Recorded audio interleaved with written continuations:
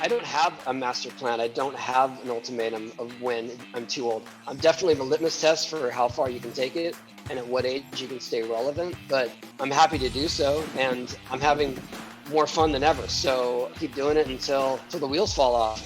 Ladies and gentlemen, welcome to Mr. Richard Dolan!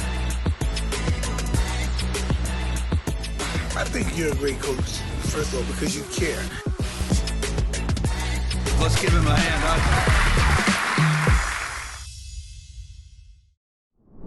Tony Hawk, hello.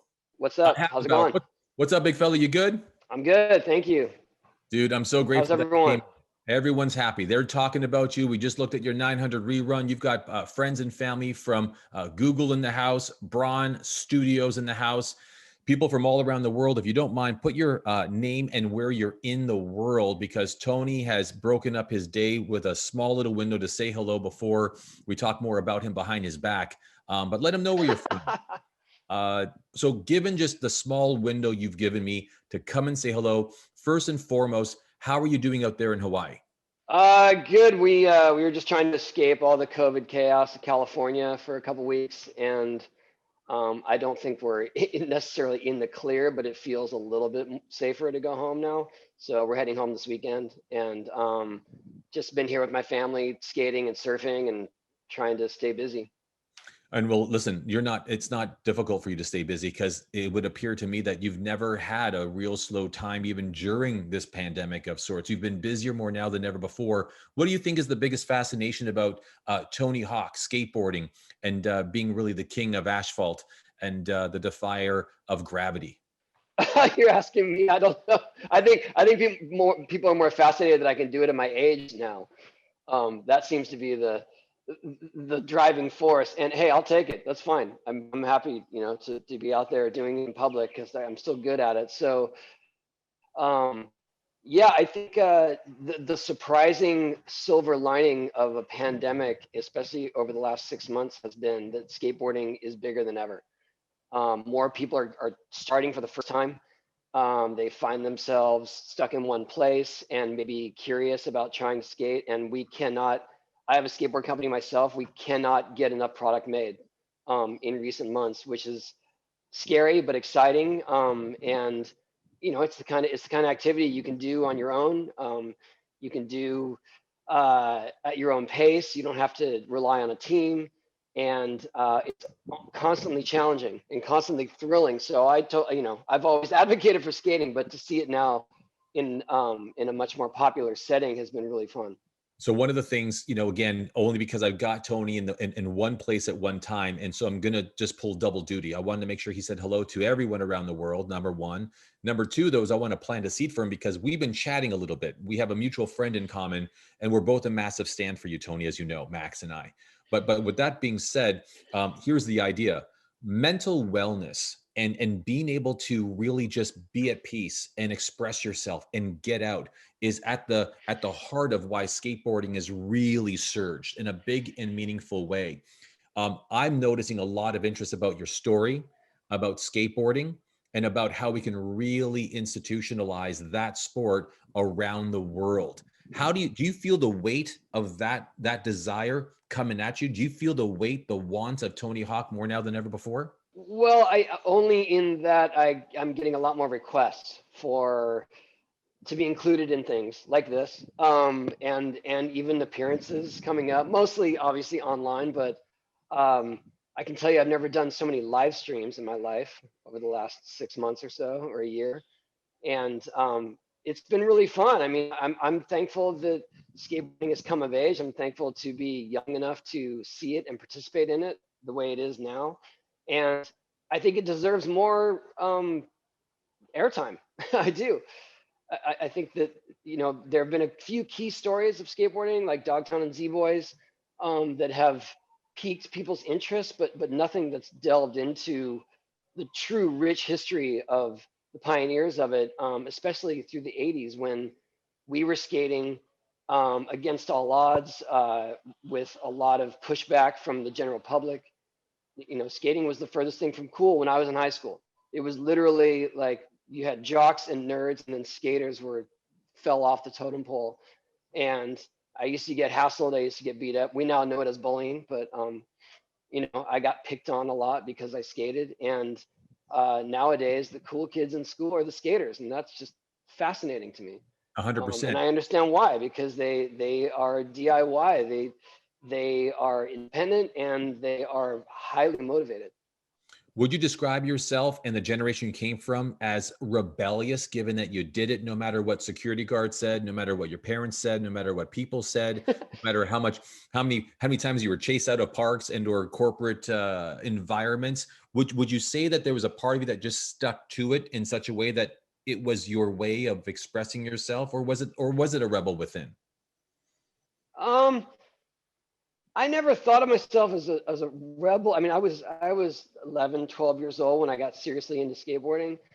I think I just loved what it provided me in terms of self-confidence and a sense of individuality. And so as my friends all quit, I didn't really care. I just loved doing it. And suddenly I found myself skating with very few people, with all the parks closing. And it was more like we were just seeking out places to go. So the idea that we were trying to be rebellious and trespass and things like that was not my attitude. My attitude was like, I just want to find a place to skate. And if this is the only place to skate and it's public property, then so be it. We're not hurting anything.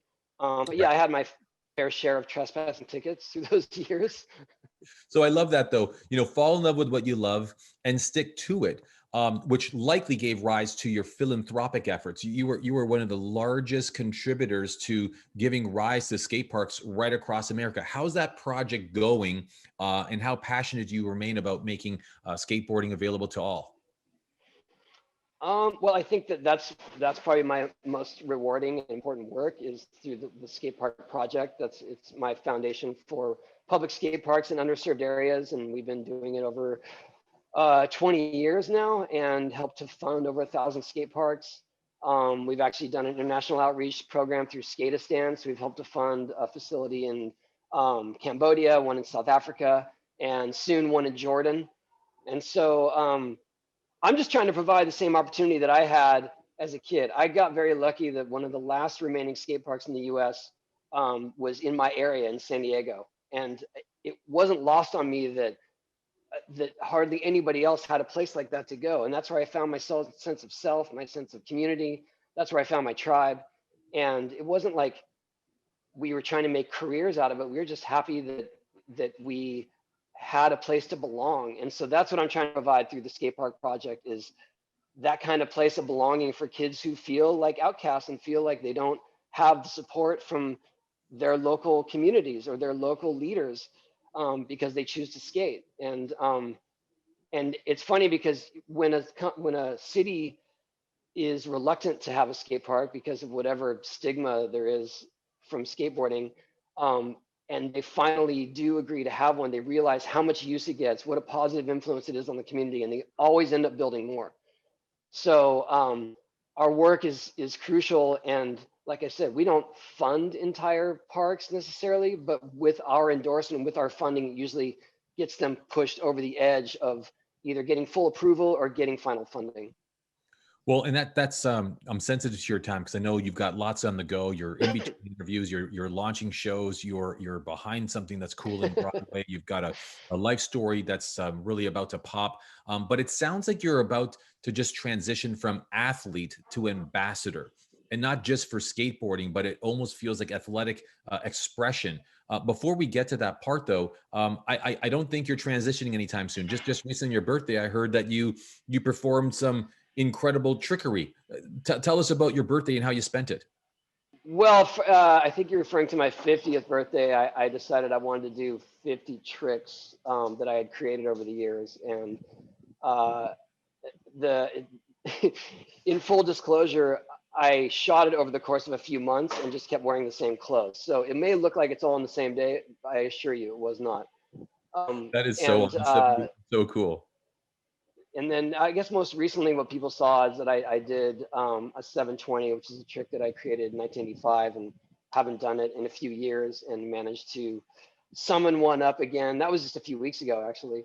And so, yeah, I'm still active, but when you say my transitioning, I still feel very much I think that my role of an ambassador to skateboarding came over the last 15 years or so, especially with the success of our video games. So I don't think that I'm making some shift that direction. I think I have been there for a while. I just still walk the walk. That's the difference. That's 100%. You are still a living demonstration of what it means to be an athlete called skateboarder. And do you see yourself doing this for the next 10, 20, 30 years to still attempt to still go and to still try and do the tricks that you've done? Or do you think there's going to be a point where you're going to have to say, well, hold on, Tony, back up now?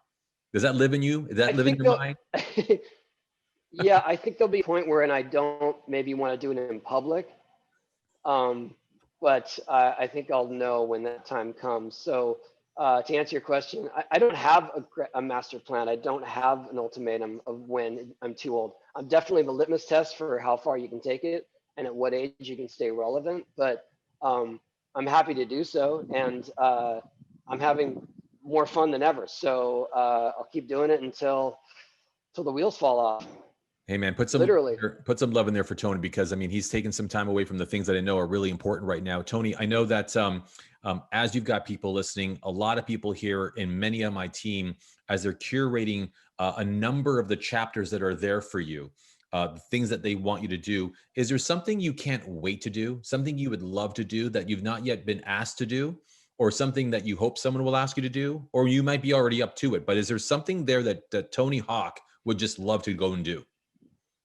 Well, I think that honestly, I left another Zoom call for this call, and I love you for my Zoom call. I love you, buddy. Is what's that? No, what I'm saying is that we are working on an actual Broadway project that includes skateboarding, and so I'm working with Mark Mothersbaugh, who's the front man of Devo, who did all the soundtracks probably to TV shows and movies that you love. And we bought the rights to a Nick Hornby book about a teenage skater whose girlfriend gets pregnant.